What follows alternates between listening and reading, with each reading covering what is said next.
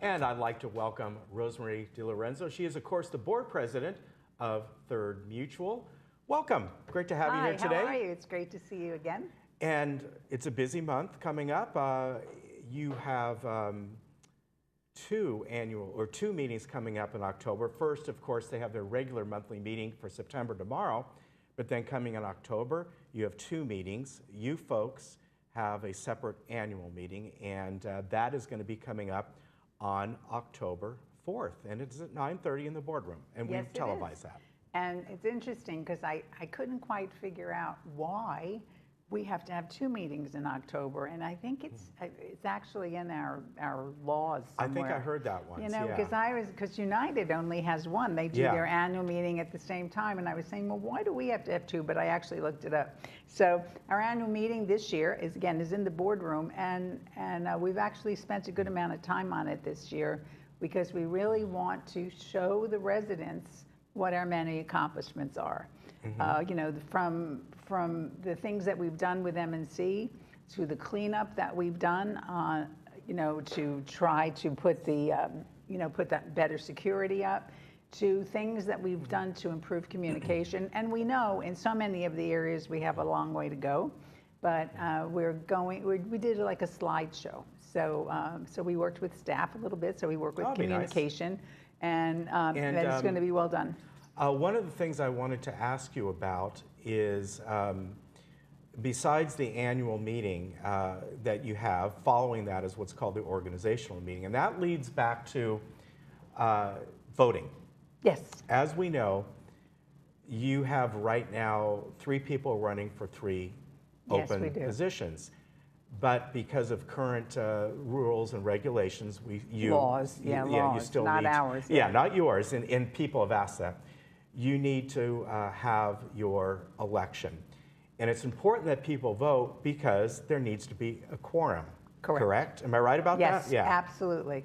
And although we have tried, I know that we're trying to work with legislature because it's from Sacramento that this is coming. It certainly isn't from the board. Try to get the things changed. So if this doesn't ever happens again, we don't spend the money on an election. But the thing is we had some really good candidates, and 2 of them just backed out at the last minute. One of them for personal reasons, I think something with their family, and another one because he was told that we took a lot of time having meetings, and I didn't have a chance to not persuade him that wasn't really true, because we really try to control the number of meetings that we have. You know, I'm a great one, especially as being president. I would rather have 2 meetings back to back in one day, so that you have other days that you don't come in, so that you don't have to come in here every day, because then it becomes like a drudgery, you know, and like a job.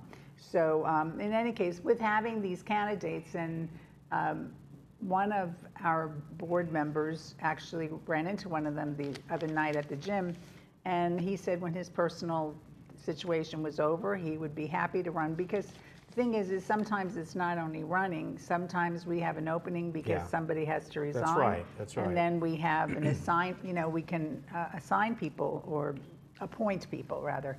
So we at least can build up some people to appoint, because sometimes people just decide that they have to go off for health reasons or family health reasons or something else. So we at least have some people, you know, that we're not worried that we won't have, you know, people to fill the spots. But I have, we're really sorry to lose Bert. Bert Baum has been our secretary and on communication, and he has done a wonderful job, and he is not rerunning.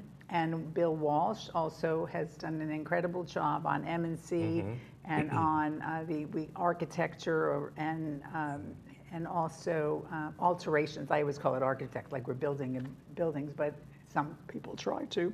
Alterations. And Bill is also going off the board, and we're going to miss them terribly. They're going to be hard to replace. I just don't even like to think of it, but they were excellent. And both of them have agreed that when they're off, they would be happy to be advisors to the committees that they once chaired. So we won't lose sight of them. Yeah, Bill also was on energy. I mean, so that's, and Bert was on resident policies, and he worked with me on all of the things having to do with our attorney.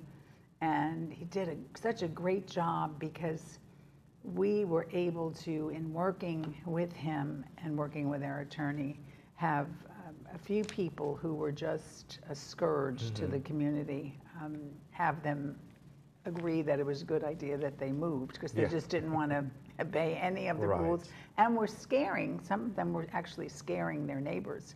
So I recall that. yeah, so so that's a good thing, and we're working with her to make sure that, I mean, we also have it done so we're not paying huge legal fees, because we get involved with somebody and we're incurring a lot of legal fees, that becomes part of their situation. So we get the fees back, and these are primarily for the major rule breakers. So it's important that people vote, and I apologize, I don't know the final date that they have. I believe, well, the ballots are counted on 9/28, I believe, next Friday. So I believe they have to be in by Wednesday. Okay, and then at the annual meeting, besides the other things that they will be doing, they introduce the 3 new people we know it's going to be. We thank the 3 new people. We thank the 3 people who are going off the board. Right. One of them is running again, that's Jules, so he won't be leaving. Yes, that's right. And then we will invite the other 2 new members up to the board.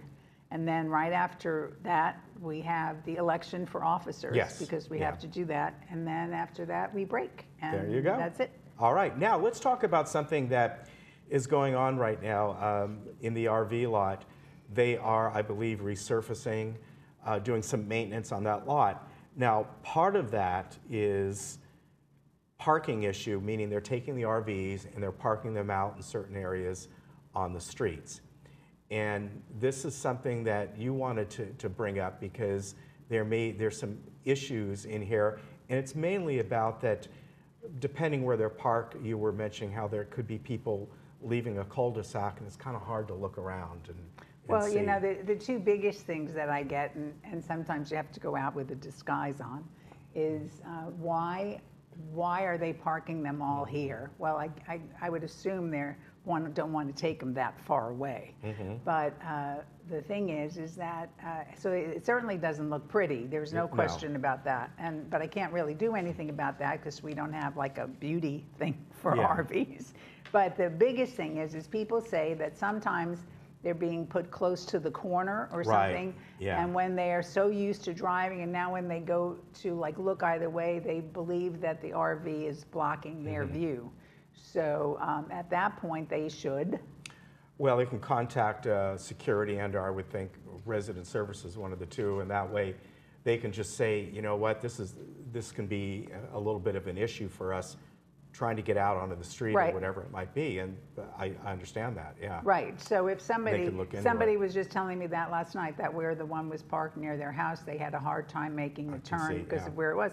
So I did ask them to report it to security. So for anyone, I mean, if you think they look unsightly, that's one issue. But if you, the biggest thing that we're concerned about is if you think it presents any danger. Though I do know that I've been quite concerned that it's taking so long and that they're supposed to be out there till the end of October, which is really a long time. So again, if someone is parked that you feel is dangerous, if you can't back out your car properly, because some of them were parked on streets where I think, that could happen, you should notify resident services or security. And the next time we're gonna tell Brad and Siobhan that they should get the work done more quickly. But I would hope that this doesn't have to be done for a long time. It's probably something that has been neglected for years. So I don't think they're going to be doing it every few years. I don't know. But thank you. All right. Another point that you wanted to talk about today, as people know, in United they have this handyman program, but you folks are coming up on September 21st. You're going to be doing an extra meeting. And you're going to, one of the things you're going to go over is the new chargeable services. By the way, the reason they're having an extra meeting, some unfinished business, it has that whole 30-day type of thing, and otherwise they'd have to wait into October. Correct. So we couldn't vote on it this coming Tuesday because it's only 28 days. So we have a special open meeting on Friday. We're going to have it. Right. So it fulfills the 30-day obligation. So we passed the list out of the chargeable services at the board meeting, and it has to be on notice for this amount of time. So if anybody has any comments about it or questions about it, they have the opportunity to get it in. Then it becomes official. It gets to be passed and voted on by the board. Although everybody on the board has really worked on this, worked on it very closely with our maintenance department, worked on it based on history from, things that people ask for all the time. And again, it's something that we're doing. We promised that we would get this done. I don't know off of the top if we will be able to introduce the handyman service the way United has it for Third, but we're going to start with this. Yeah. To make sure that our staff could do it correctly, because we've already been advised, if we get lots of calls, we can't do our regular, put our regular work aside. So we wanted to be careful. And if it's the chargeable service is a raging success, we have enough staff, then we could look at what's the right thing to do for Third, because Third is different from United, because United gets a lot of stuff done just as part of being a co-op. Yeah, exactly. Which is different than the condo. So that's a big thing coming up. I'm looking forward to it because I tested my smoke alarm and I need a new one. And you're supposed to have more than one. Yes, you are. So I'm going to, actually, they had a good article, a good thing in a blast, telling you a whole listing about smoke detectors. So if anybody wants any information on smoke detectors, they should just contact the corporate office. You could contact Catherine Lester or even Resident Services, and we'll get you a copy of it because it was really well done. How many you should have, what is recommended, and what you should do. But that is going to be part of our service. All right. I'm going to get that right away. All right, very good. And again, I want to remind people that you need to vote, and their annual meeting is October 4th. However, before that, on Tuesday, is of course their regular board meeting for the month of September. So tune in for that as well. Nice to see you. Nice to see you. You take too. care. Thank you. All right, we'll be right back. Bye-bye.